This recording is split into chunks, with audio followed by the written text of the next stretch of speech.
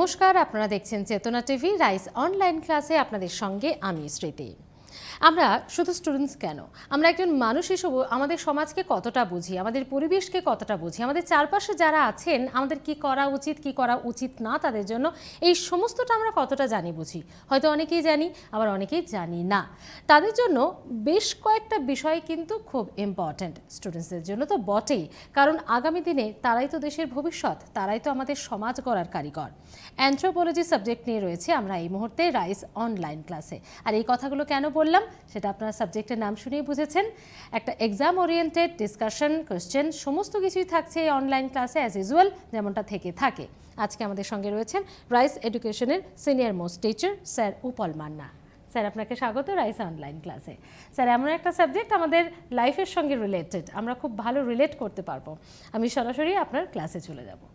আজকে আমাদের অ্যানথ্রোপোলজির class paper 1 এবং আজকে একটা ইম্পর্টেন্ট টপিক আমি আলোচনা করব, দ্যাট ইজ সোশ্যাল স্ট্র্যাটিফিকেশন। ভীষণ ভীষণ ইম্পর্টেন্ট। তোমরা যারা West Bengal civil service WBCS দেবে এবং যাদের ইন ফিউচার ইচ্ছে রয়েছে, যারা IAS কিংবা IPS হবে, ওদের জন্য অ্যানথ্রোপোলজি অপশনাল পেপার 1-এ সোশ্যাল স্ট্র্যাটিফিকেশান ভীষণ ইম্পর্টেন্ট। সোশ্যাল স্ট্র্যাটিফিকেশান ভীষণ ইম্পর্টেন্ট। সোশ্যাল স্ট্র্যাটিফিকেশান ব্যাপারটা কি? প্রথম কথা, এই এরিয়া থেকে যে সমস্ত প্রশ্ন আসতে পারে, তোমাকে বলতে পারে ডিফাইন সোশ্যাল স্ট্র্যাটিফিকেশান বা what is social stratification, elements of social stratification. তারপরে বলতে পারে do you think that Indian society is stratified, explain with suitable examples, তোমাকে দিতে পারে। প্রশ্ন হচ্ছে সোশ্যাল স্ট্র্যাটিফিকেশান ইন বেঙ্গলি আমরা বুঝি সামাজিক স্তর বিন্যাস। এখন প্রশ্ন হচ্ছে, অ্যানথ্রোপোলজিস্টরা মনে করেন যে দেয়ার আর সো মেনি কমিউনিটিজ হু আর বেসিক্যালি আনস্ট্র্যাটিফাইড, যাদের সমাজে সোশ্যাল স্ট্র্যাটিফিকেশান খুব একটা লক্ষ্য করা যায় না, এবং দে are basically hunting gathering communities. যেমন আন্দামানের জারোয়া, অঙ্গি, সেন্টিনালিজ, তাদের সমাজে প্রত্যেকেই হান্টার গ্যাদারার। ভালো করে শোনো, ভালো করে মন দিয়ে শুনলে শুনতে শুনতেই ব্যাপারটা হয়ে যাবে, কমপ্লিট হয়ে যাবে, শুনতে শুনতেই হয়ে যাবে। কেন তারা আনস্ট্র্যাটিফাইড?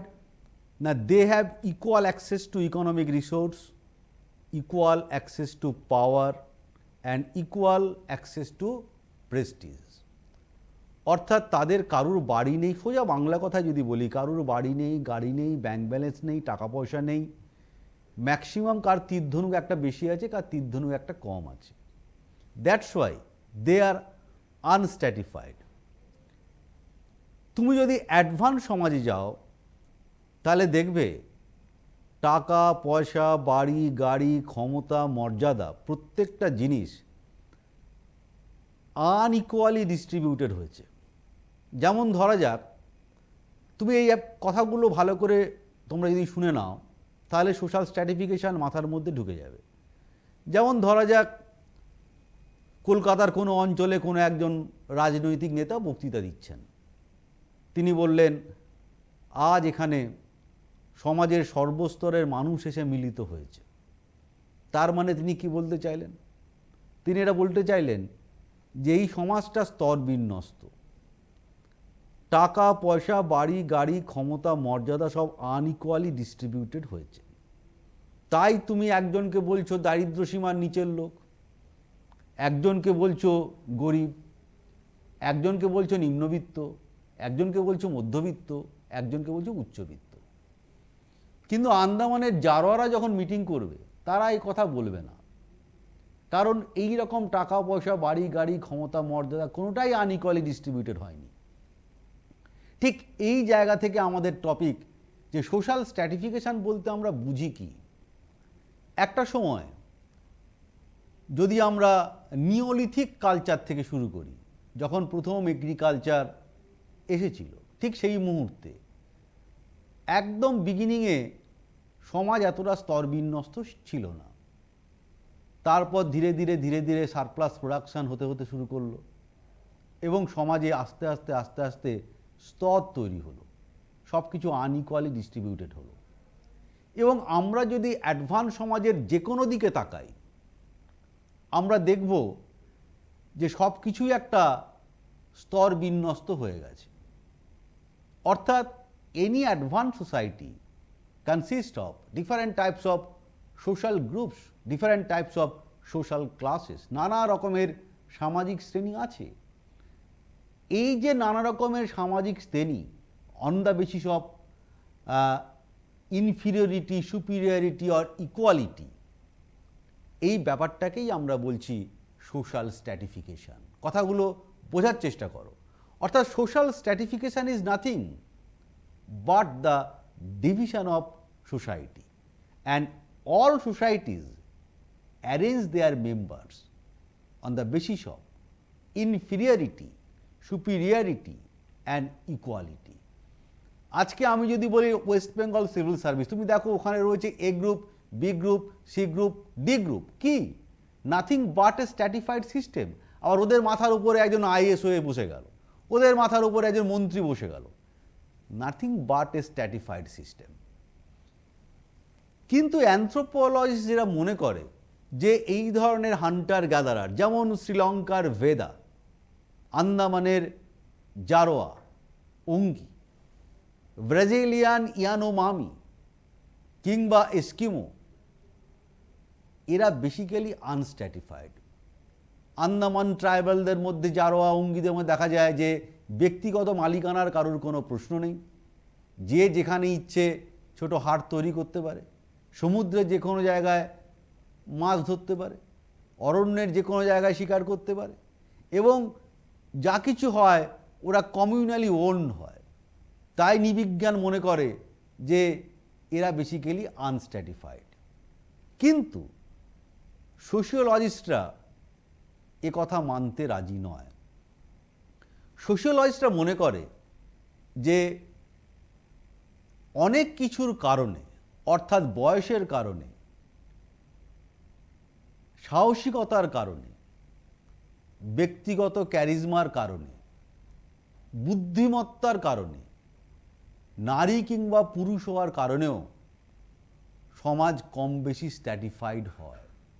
যেমন এ প্রসঙ্গে আমি বিখ্যাত সমাজতাত্ত্বিক পি.এ. সরকিনের কথা আমি মনে করিয়ে দিতে চাই।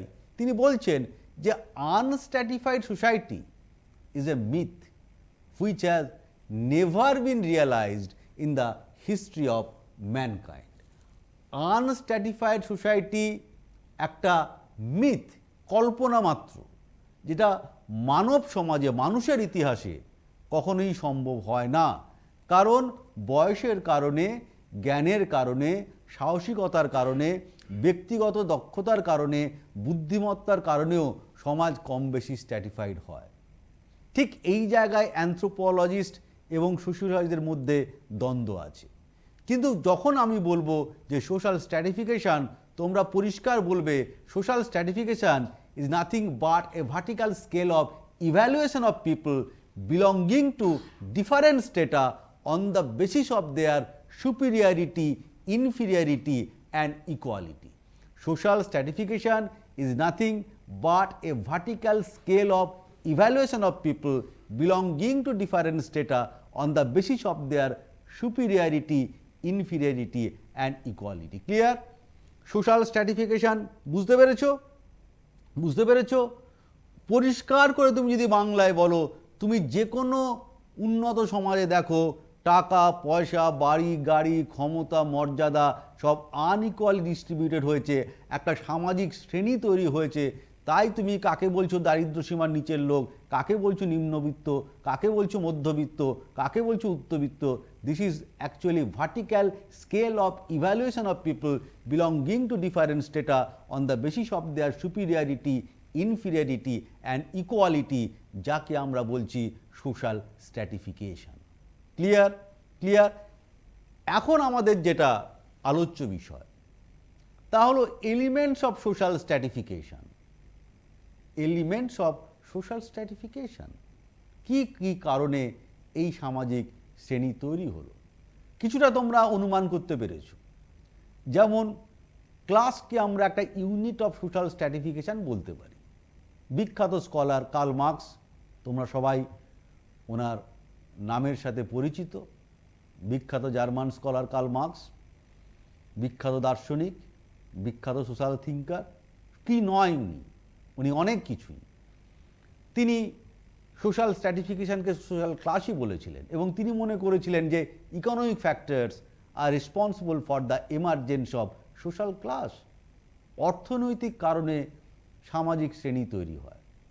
তাহলে এলিমেন্ট অফ সোশ্যাল স্ট্র্যাটিফিকেশন বলতে গেলে আমরা কি বলতে পারি? আমরা সোশ্যাল ক্লাসকে বলতে পারি একটা এলিমেন্ট। আমরা কাস্টকে বলতে পারি কাস্ট সিস্টেম।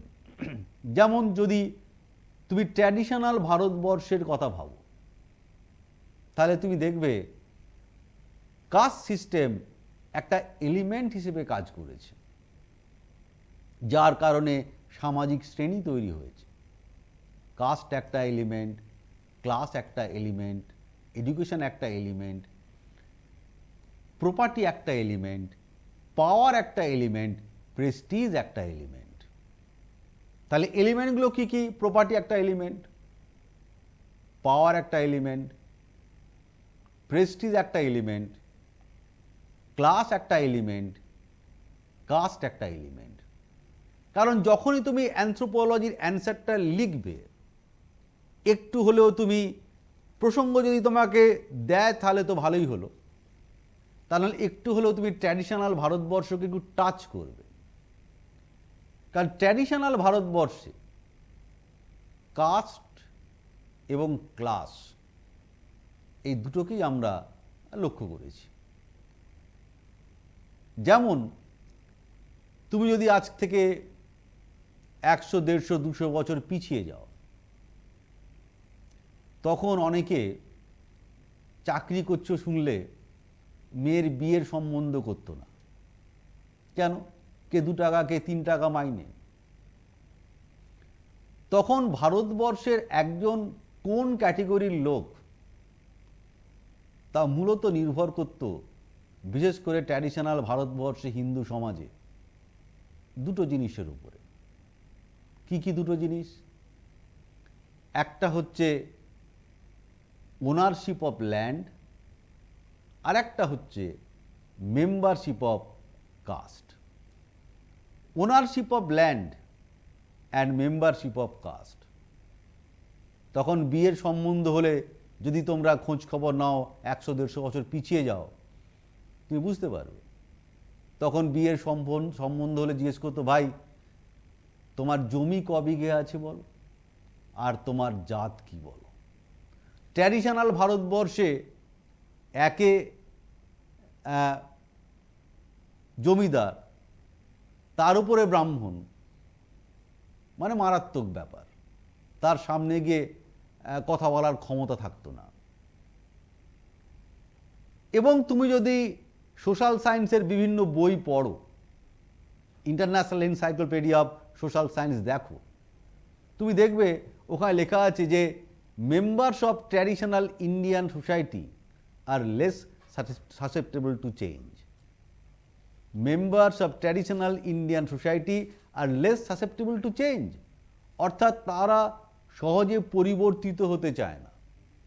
পরিবর্তিত হওয়া মানে আমি বেশভূষায় বলছি না, পরিবর্তিত হওয়া মানে মনের দিক থেকে বলছি। কারণ আজ তুমি WBCS অফিসার হওয়ার পরেও হয়তো মেয়ের বাড়িতে জিজ্ঞেস করলো না, ভাই তোমার জমি ক বিঘে আছে বলো, বাট জাত জিজ্ঞেস করতে পারে। কেন না? Members of traditional Indian society are less susceptible to change. তাহলে ট্র্যাডিশনাল ভারতবর্ষের সোশ্যাল ক্লাস কিভাবে ডিটারমাইন্ড হতো? সেখানে সোশ্যাল ক্লাসটা ডিটারমাইন্ড হতো দুটো জিনিস মূলত, একটা হচ্ছে ওনারশিপ অফ ল্যান্ড, আর একটা হচ্ছে মেম্বারশিপ অফ কাস্ট। তাহলে এখানে একটা জিনিস তোমাকে মনে রাখতে হবে যে কাস্ট এবং ক্লাস দুটোই হচ্ছে এলিমেন্টস অফ সোশ্যাল স্ট্র্যাটিফিকেশন। শুধু তাই না, প্রপার্টি মানে সম্পত্তি, পাওয়ার মানে ক্ষমতা, প্রেস্টিজ মর্যাদা, এটা হচ্ছে এলিমেন্ট অফ সোশ্যাল স্ট্র্যাটিফিকেশন। কিন্তু অনেক সমাজতাত্ত্বিক মনে করে বয়স, শিক্ষা, বুদ্ধিমত্তা, নারী বা পুরুষ হওয়া, ব্যক্তিগত ক্যারিজমা, সাহসিকতা, এগুলোও কিন্তু অনেক সমাজে সোশ্যাল স্ট্র্যাটিফিকেশান হিসেবে কাজ করে, সোশ্যাল স্ট্র্যাটিফিকেশানের এলিমেন্টস হিসেবে কাজ করে। এখন আমাদের প্রশ্ন হচ্ছে নৃতাত্ত্বিকরা কি বলতে চাইছে? Anthropologists have distinguished, or anthropologists have pointed out three different types of societies on the basis of equal or unequal access to economic resource, power and prestige. এটা মাথায় রাখবে ভালো করে, যদি পারলে লিখেও নাও, তোমরা লিখে নিতে পারো যে anthropologists have distinguished or anthropologists have pointed out three different types of societies on the basis of equal or unequal access to economic resource, power and prestige. এই তিনটে সোসাইটি কি? যেমন নাম্বার 1 হচ্ছে ইগালিটেরিয়ান সোসাইটি। ইগালিটেরিয়ান সোসাইটি তোমরা ভালো করে দেখো, তোমরা 3 রকম সোসাইটি নিচে নিচে লিখতে পারো। Number 1 ইগালিটেরিয়ান society. নাম্বার 1 তোমরা যেমন এই নম্বর 1 নম্বর দিলে, 1 নম্বর দিয়ে তোমরা এখানে তুমি ইগালিটেরিয়ান দিয়ে লিখতে পারো, ইগালিটেরিয়ান, এটা 1 নম্বর হলো। 2 নম্বর দিয়ে তোমরা লিখলে র্যাঙ্ক সোসাইটি। র্যাঙ্ক জাস্ট একটু হাইফেন দিয়ে র্যাঙ্ক সোসাইটি লিখলে, র্যাঙ্ক সোসাইটি। নাম্বার 3 নাম্বার দিয়ে তোমরা লিখলে ক্লাস সোসাইটি, ক্লাস সোসাইটি। অর্থাৎ এই 3 রকম সোসাইটি কারা বলছে? না, অ্যানথ্রোপোলজিস্টরা বলছে। Egalitarian society, rank society, class society. Egalitarian সোসাইটির এক্সাম্পল কি, কারা? দেখো, যেখানে দেখা যাচ্ছে যে সমাজে প্রত্যেকেই সমান সামাজিক মর্যাদা এনজয় করছে, অর্থাৎ equal status enjoyed by all members of the community. Equal status enjoyed by all members of the community. কিন্তু তোমরা একটু ভেবে দেখো, কোনো সমাজে কি এটা পসিবল যে সমাজে প্রত্যেকটা মানুষ একদম একই স্ট্যাটাস, সামাজিক মর্যাদা, সামাজিক ক্ষমতা এনজয় করছে? তোমাদের মুহূর্তের মধ্যে মনে হতে পারে না, এরকম কোনো সমাজ নেই। কিন্তু নৃতাত্ত্বিকরা মনে করে আছে। যেমন হান্টার গ্যাদারার, যেমন আন্দামানের জারোয়া। আন্দামানের জারোয়া এরা হচ্ছে ইগালিটেরিয়ান সোসাইটি। আন্দামানের অঙ্গি এরাও হচ্ছে ইগালিটেরিয়ান সোসাইটি। এরকম প্রচুর হান্টিং গ্যাদারিং কমিউনিটি আছে, they are basically egalitarian. That means equal status enjoyed by all members of the community. Okay okay sir, থাকবো, তবে একটা ছোট্ট বিরতি নিয়ে নিই, তারপর ফিরে আসছি। একটা বিরতির পর দেখা হচ্ছে ক্লাসে আপনাদের সঙ্গে, সঙ্গে থাকুন।